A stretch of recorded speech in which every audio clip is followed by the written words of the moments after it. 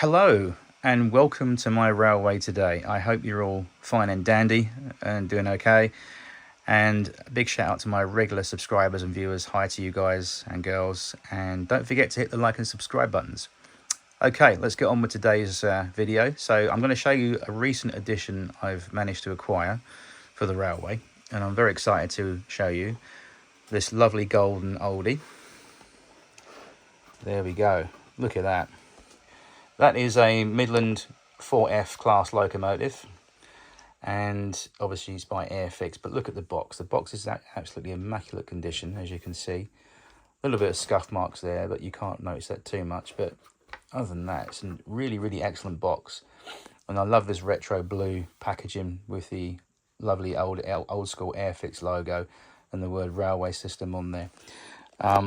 As you can see, the box is in really pretty much good condition. A little bit of scuff bit marks there on the tab, but we don't do box reviews on my channel. But there we go, 1975. So for a 1975 model, that's not bad at all. And as you can see from the contents with the plastic viewing window there, the protective plastic shows us the model inside. Why did I acquire this? I'm not really that much of a lover of Airfix locos. I don't mind them. I think for their time, the moulding and the tooling is absolutely fantastic. It was beyond its time for a 1975 model. The detail, we'll get it out of the box in a minute, by the way, so we can have a closer look. But the detail on most of the Airfix stuff was very high quality. Unfortunately, when they ventured into model railways about 1975, they started to venture into model trains, which resulted in locos like this being produced. The very infamous Class 31 diesel, which still is a very top locomotive in my collection. But they just didn't really get the motor and the pickup system right too well. And they can be quite noisy and a little bit erratic. But if you give them a little bit of TLC, and you know how to look after them, you can bring them back to life. And as you'll see with this one, it runs faultlessly. So I got this to replace the one in my colliery set, because what happened was, as you may or may have not known, again, you'll see in the videos, I did a conversion on one of these.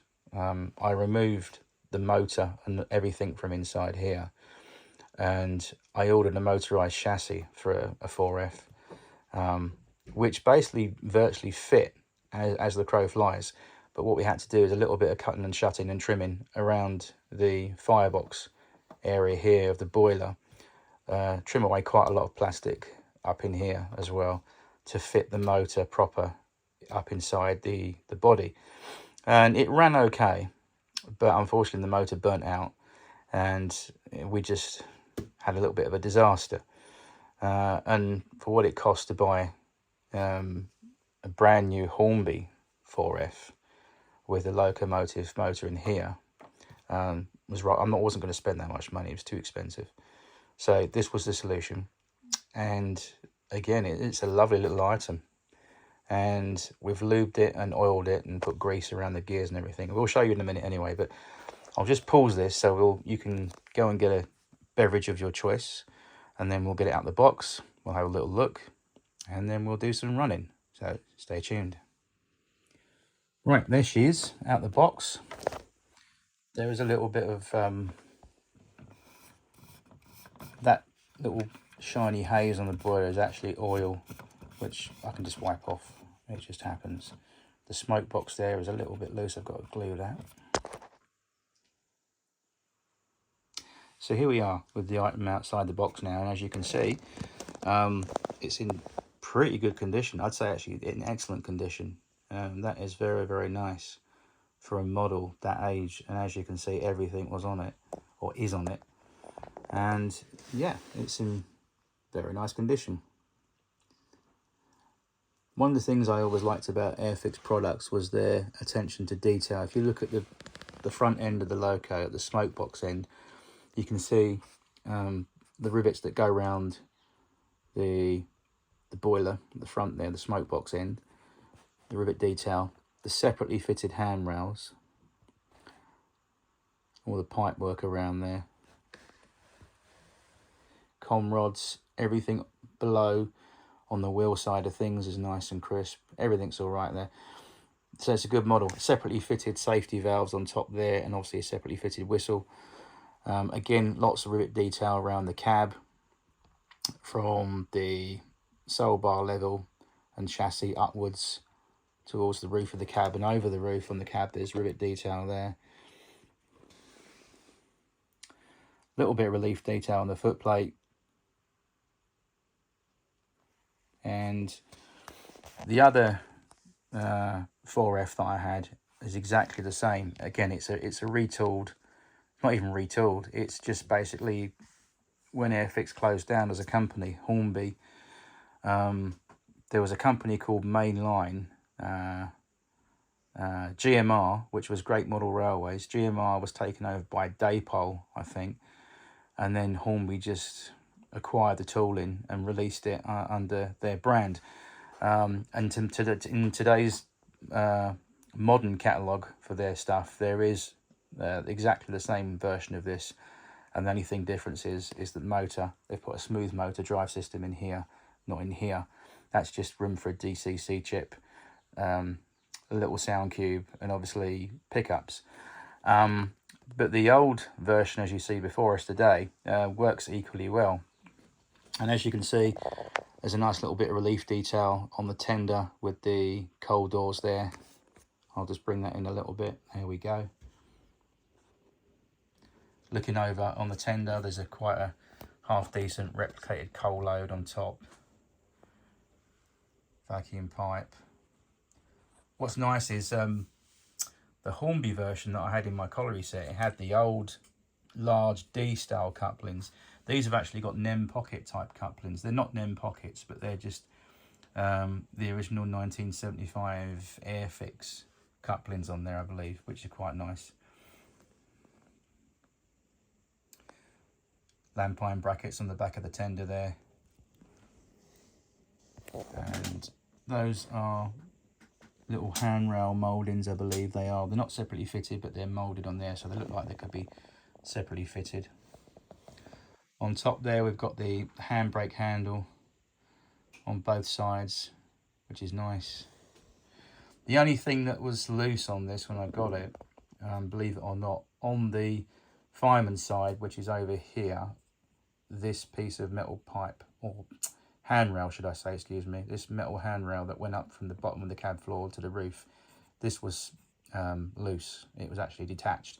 So a very tiny fine amount of super glue has welded that in place, and that is where it will live for the rest of its life. So that's there. But overall, a very nice loco. If we just flip it over real quickly and have a look underneath, as you can see, the wheels, they're nice and shiny, as they should be, and I'll explain why in a minute. And then you've got this rather crude motor underneath here in the tender, which looks quite retro, doesn't it, compared to today's modern stuff you get on the model railway off the shelf stuff. But it looks quite ugly, but believe it or not, when you see and hear this loco run, it runs very sweetly. And obviously you can see from that shot there, there is some hobby lube that I've put on all those gears. They're oiled and lubed up accordingly, so that does help things a lot. Obviously lubrication. It's got traction tyres on there, the rubber wheels. As you can see, those rubber traction tyres are there for a reason, to obviously give it adhesion and grip. The only thing I'll explain to you in a minute when we get it going, I'll explain to you a little problem with that. But anyway, as you can see, everything looks pretty decent on there. What we're looking for, or what you should look for, if you ever buy one of these, by the way, or thinking of getting one of these because they're on eBay, and they are quite plentiful on eBay. There's loads about if you look. But get one that's obviously in decent condition. What you want to look for on here, I'll just bring my nominated pointy device of the day in, which will be a little screwdriver, just to show you, so my finger's too fat for the camera. These gears, always make sure that the teeth are in good condition. They're not worn or broken off, because obviously you don't want broken or worn off gears, because it won't perform and it won't do its job. So make sure all the gear, the tooth ratio on every single gear are good. There's no wear on there and everything's in good condition. Obviously the back edge of these flanges should be nice and no chunk marks out of them or no chipping or wear. That's something else you've got to look for, especially on these, because they're plastic wheels. You will get a little bit of wear in them sometimes. As you can see from that, if I bring that in a little bit more, you might be able to notice, right, I can see it on the camera right here, there's a little bit of indentation there. That's something we don't worry about too much. As long as that rubber tire sits on that tread and on that flange there, we shouldn't have a problem. And as you'll see in a minute, we don't. The connection between the actual tender and the loco is very simple. A little bit crude, but it does the job. It's just a basically plain metal drawbar that's connected between the tender and the locomotive via these two screws that holds it in place. So obviously they can stay. This will basically propel or push the loco. This is freewheeling, so there's no gears or nothing in here. It's just basically it moves under its own steam like that. But these wheels again need to be spotlessly clean. There's no pickups on the back edges of these wheels like a modern loco. The pickups are done inside with plungers and stuff like that. I forget now, but these must be clean at all times. I do know that they must be clean at all times. And obviously there's a brass pickup plate that goes under this keeper plate. This is called a keeper plate. This keeper plate, underneath there's a brass strip which corresponds with these two wires, and these pick up left and right of the so that's just annoying me, that bit or whatever it is there, little hair intruding in our video today. Go on, get out of it. Thank you. Where was I? Yeah, so basically there's a brass strip on here, and that corresponds with that one and that one, so that it picks up both sides, obviously each rail, picking up current from each rail, and obviously via those wires from the wheels to the motor, train will go forward and backwards. So that's pretty much that. It says made in Hong Kong, but it says Airfix, the good old Airfix stamp on there. And to me, that is very much part of British retro culture. Good old Airfix. Anyway, so that's that. And as you can see, it's in good condition, very, very good condition. And what I'll do now, I'll stop this video and then we'll get it running.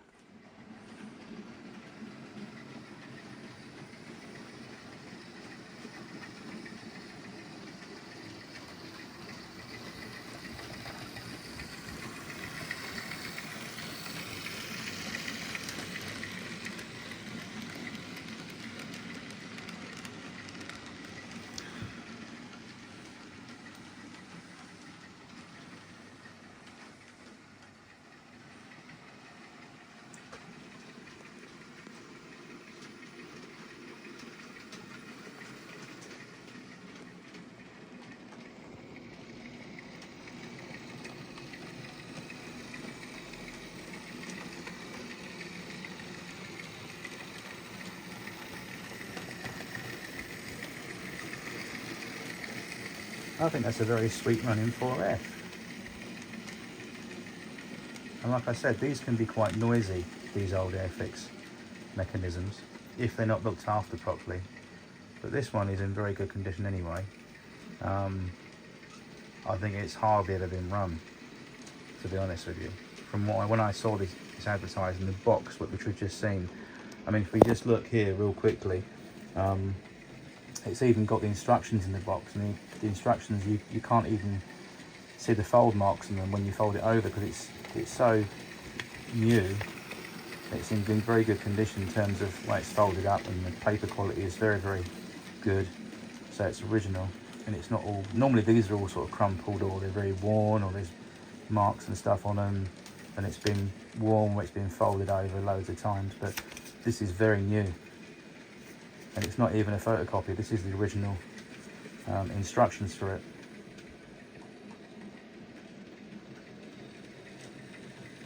Palitoy, look at that, that's an old company. And Palitoy, they were involved in the mainline brand of locomotives, like the Jubilees and stuff like that. But then Palitoy, just as a little side note, Palitoy was the company in England, again based in Colville, Leicester. They were in the UK importers of all the stuff from Hong Kong and China, toy-wise, in terms of Airfix model railways. And then much later on, very famously, if you grew up with Star Wars in the 1980s, like I did, all the action figures and play sets like the Millennium Falcon and stuff, they were all made by Palitoy. So there you go. Another piece of useless information. Anyway, back onto the trains today, more importantly. And she's running like a sewing machine. She's doing very well. She's handling that reasonable sized rake of coal wagons extremely well. And it is quite a powerful little thing because, again, there's added weight in the tender. There's some white metal casting that goes around the motor inside. But also with the aid of those traction tyres, it's got quite a grip on the track, as you can see, and it pulls quite faultlessly. Look at that. Not even a stutter going across those diamonds.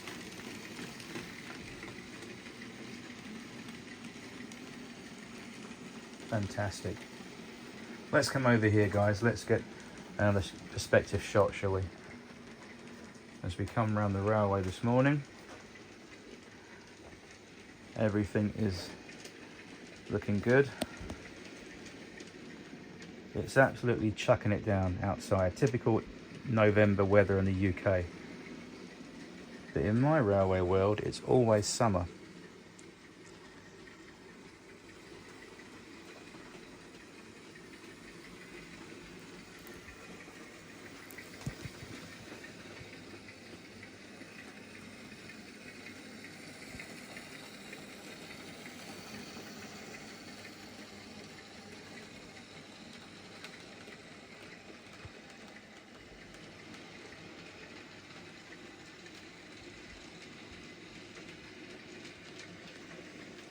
Okay, welcome back. And whilst we've been having a little bit of a commercial break, as it was there, I've been doing some gardening. I've been planting some trees. So I'll show you off camera what I've done. I decided to put that tree there by the staff halt, and right next to it, as every churchyard should always have apple trees. So I've put an apple tree there, and then next door to it there's another little apple tree that can live there and keep him company. And then if we zoom out, I've also put an apple tree, lives there now, next to the signal box. I quite like those little trees, and I think that looks great there. And obviously the cow can now show an interest in that tree because it's got apples. So obviously we all know what happens when you get fermented apples that are fermented. They produce cider. So we'll have some very tipsy cows. No, I think it looks quite good. And the signalman's still got view out of his window to see his trains, and it's not obscured by the tree, and it just fills in that little space quite nicely. And on track number 1, we've got this lovely, delightful Austerity WD, or Austerity J94. Where is it? There it is. LMR standing for Longmoor Railway, which was the Longmoor Military Railway, which actually was a complete railway system out in the countryside that was built by the military as a training exercise. Should Britain suffer really drastically and we didn't have enough labour force to rebuild our railways during the Blitz, they built a complete railway system, complete with locos, and they ran it as a private railway, the Longmoor Railway. And more infamously known, a little bit of useless information for you out there, the Longmoor Railway, which was when it was opened, at the time of closure, about 1966 I think, don't quote me, if I'm wrong please do comment below in the box, but as far as I'm aware, 1966, when the Longmoor Railway closed, at the time of closure, it was used for a very famous film, St Trinian's, the Great St Trinian's train robbery. And they actually used that piece of railway, the Longmoor Railway, for the film. and that is one of the Longmore engines in that beautiful blue colour. That's a Hornby Austerity J94, and she's quite a nice little loco. Trundles around quite happily at that speed, which is what we're going to have today.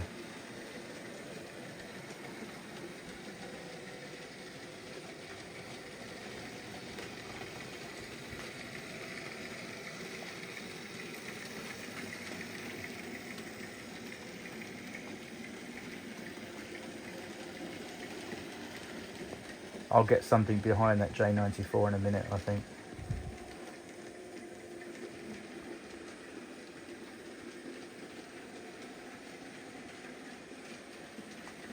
And the sun coming through my blinds there highlights my telegraph wires to a good advantage point there. Look at that. Very good.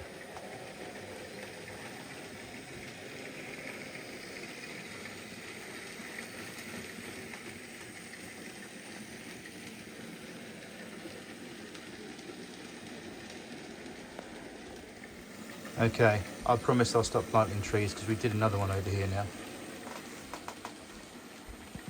I think that looks much nicer there.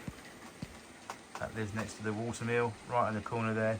And the good thing about it is this section, actually, I've designed it to lift off. It's just resting on a couple of blocks there underneath. So it's my little shelf system, if you like. And this whole L-shaped piece lifts off with the buildings and everything separately. So that will not get damaged. So that's good. And I think it looks quite nice there. So we put that there. That tree from that shot there, I think looks better. It sort of fills that corner in quite well. And the tree's designed where it just slightly overhangs onto the roof there, but that's what I want it to look like. So it's sort of part of the building, and it moulds itself to the building quite nicely. These are quite old trees from my tree box over here. This is all stuff from my old layout years ago, but it can be recycled, as you can see there, so I'm quite happy with that.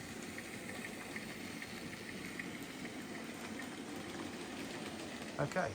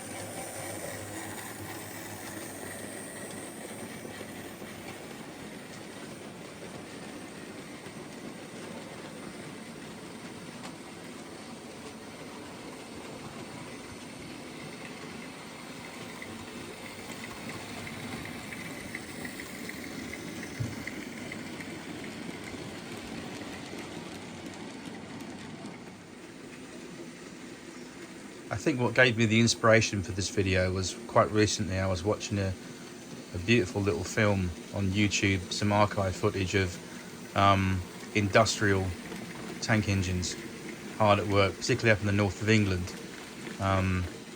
with industrial freight trains, and these little Pecketts and 040s and 060s, they were really full of character, and I think that's what I like, these little charming little tank engines working their guts out and pulling these heavy trains against all odds. It's just really, to me, brings character to a railway and to the imagination as well.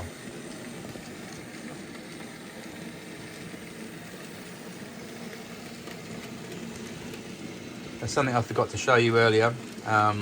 This tree here I planted this morning as well recently, and I've added a little bit of vegetation around the bottom there. That's another new tree that lives there now forever. I think it's too nice a tree to leave in the box, so I think I'll just use it. That's what I've done.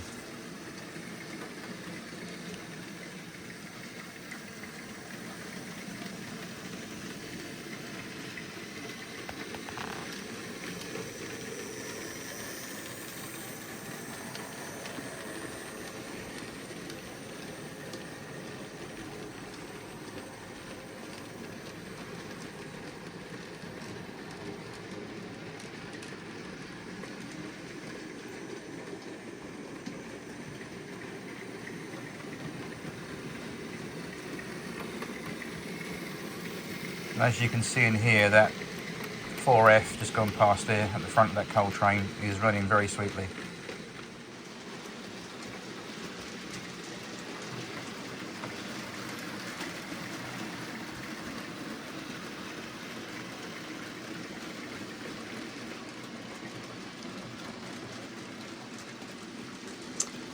And then going from one extreme to another, we've got the big mighty 9F in charge of that fitted van freight train on track 1 coming round now. This was the first locomotive I ever attempted to weather, and it's one of my firm favourites to this day.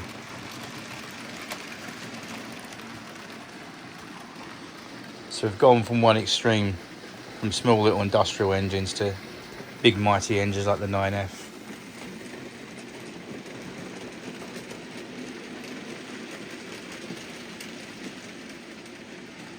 I tell you what, if time travel was possible, I'd love to go back in time to about the mid-1950s.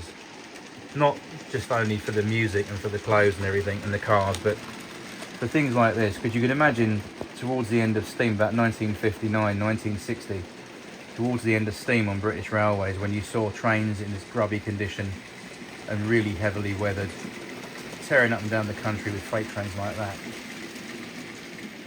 It would have been a common sight in about 1959, 1960, towards the end of steam.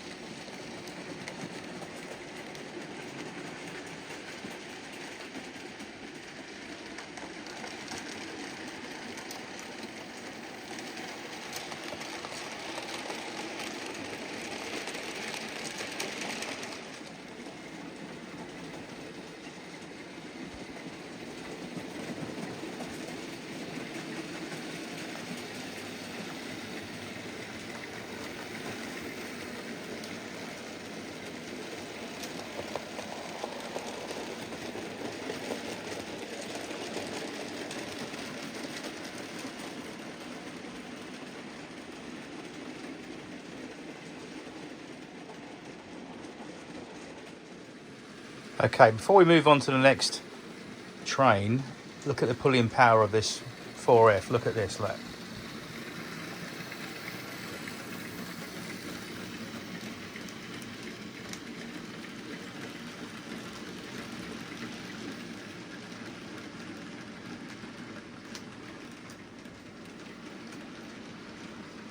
I wanted to throw that lot at it and see what it would do, and as you can see, it's got no issues with that whatsoever.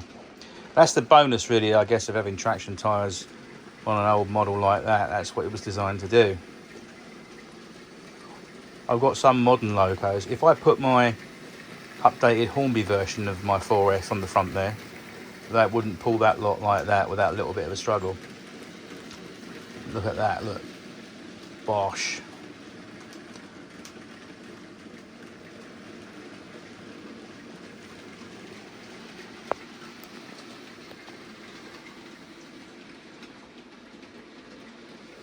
That's got no problems at all, is it? Look at that.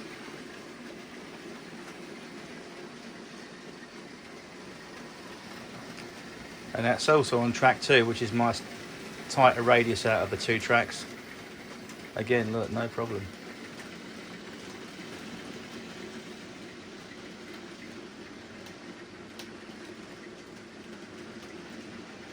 So it just goes to show you guys that sometimes the older models aren't too bad. If they're in good condition and they're maintained correctly, you can get this kind of performance out of them. And this is DC, by the way, it's not DCC. But as you can see, works a treat. Very smooth indeed.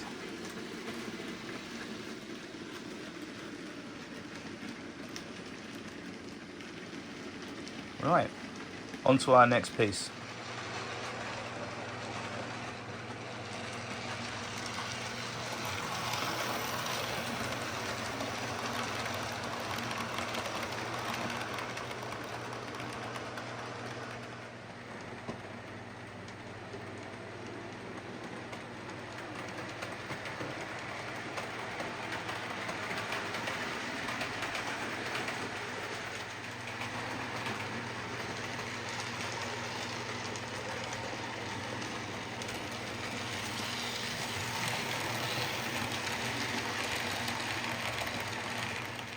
Right, okay, this is the last train or last trains of the video today. So once again, thank you very much for joining me today.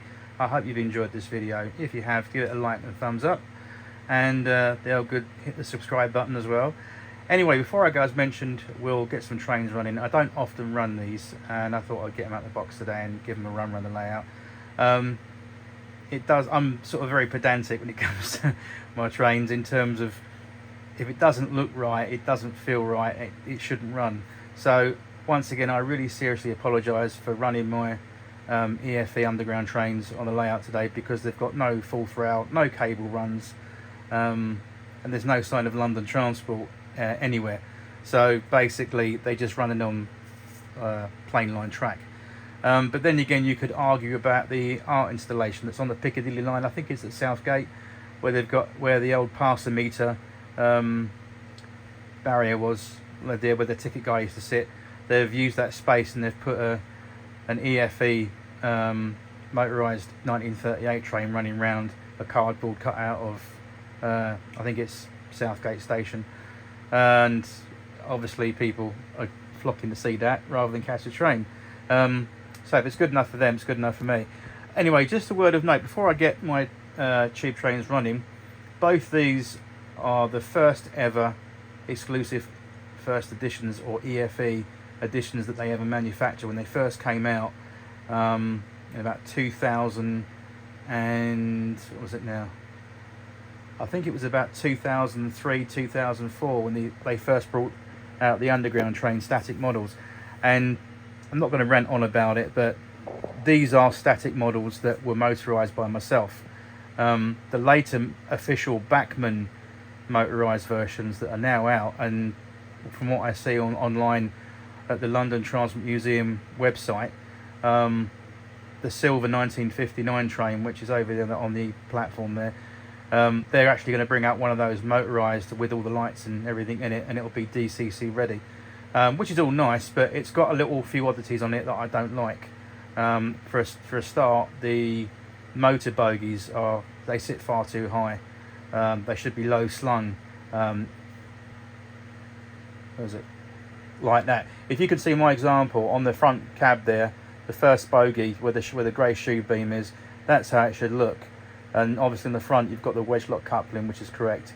On the Bachmann EFE rail versions, you've not got that. The bogies, to me, sit way too high, and there's no coupling on the front. They just don't look right, in my opinion. But anyway, I'm quite proud of my little ones that I've done, because it's something I did myself. Okay, I bought dear old Phil Radley, who's no longer with us, of Radley Models. His company still does.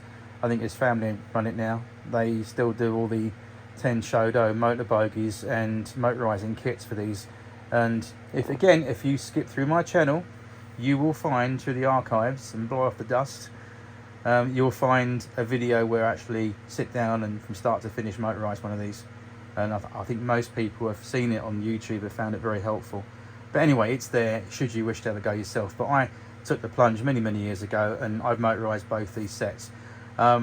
They're using the original EFE wheel sets. Shock horror, you might say, some of you out there. Why don't you get Metro Model 1s because they're nicer? Yeah, they are, but they're also expensive, and I'd like to do it myself. And you'll see in a minute, mine run pretty decent. I don't often run these as mentioned, so I'll just shut up and get on with the video today. Right, that's something you won't see on a Bachmann EFE rail version of the 1959 train, is the guard hanging out of his gangway. And with that, the guard closes the doors. He gets his blue pilot light on his panel, which leaves me to thank you very much, and straight into series.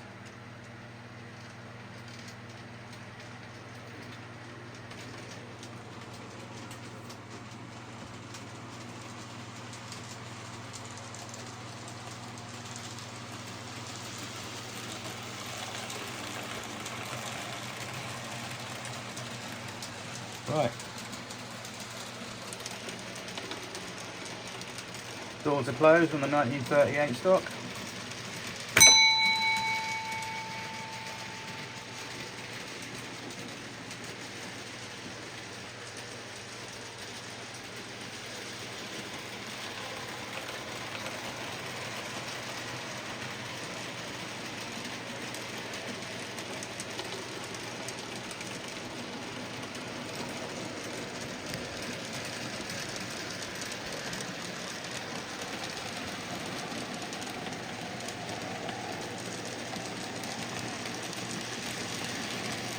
And my version of my 1938 stock is actually custom finished.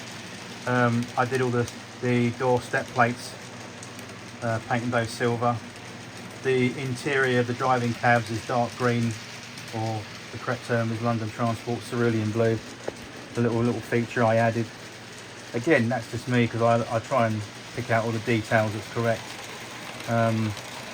Sadly, the Bachmann EFE rail motorised 4 cars that are available at the moment and coming out in the new year for the 59 silver train, they haven't done any of these things. They haven't even put the correct step plates colour on for the 38s, and they haven't even bothered to paint the door rubber edges in on the 59s as well. So again, a few little things that I did on mine.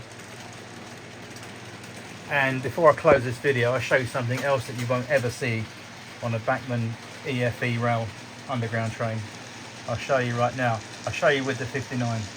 I call it a 62 because it is.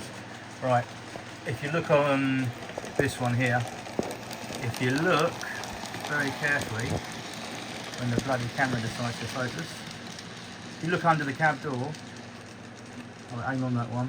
Apologies, but I think I didn't fit it on that one. The 38's got it. Let me bring the 38 round and I'll show you. Let's get that out of the way. Sorry about that, driver. I've got to do that one. But the 38 that's coming round now I will show you on this one. Definitely. This one's definitely got it. Let's bring that to there. Stop the 59 a minute. Right, this one's definitely got it. So what I meant to show you guys was this real quick before I go. If you look under the driver's cab door, see the step iron there? It goes up from the sole bar level correctly. There's one on that side, one on the off side, and then on the rear driving motor coach, I've done the same as well. So you'll see that as it goes past. Again, a little touch there. I've painted in the door tread on the cab door to match the ones of the passenger door as well. And I'll just bring this up and show you on the end of this car. Where is it? A bit forward, inch forward please driver, thank all. Yeah, so you might be able to notice there. There you go. The light is not too good, I know, but you can see it there underneath the offside cab doors. So I've done those myself, and again I think they look much more authentic, and the way I did it was from memory, from seeing these things in real life obviously, and more importantly from using my library of books to pick out the details. And that's really it, guys, what I do with my model railway. It is small and it is very basic, I know, but it's the little bits of detail that I try and put on here that I do from memory when I actually worked on the railway proper many moons ago. And it's little things that I remember, little oddities, little things. Anyway, with that, I'll get the trains back running, and I'll see you soon in the next video. Don't forget to take care and mind the doors.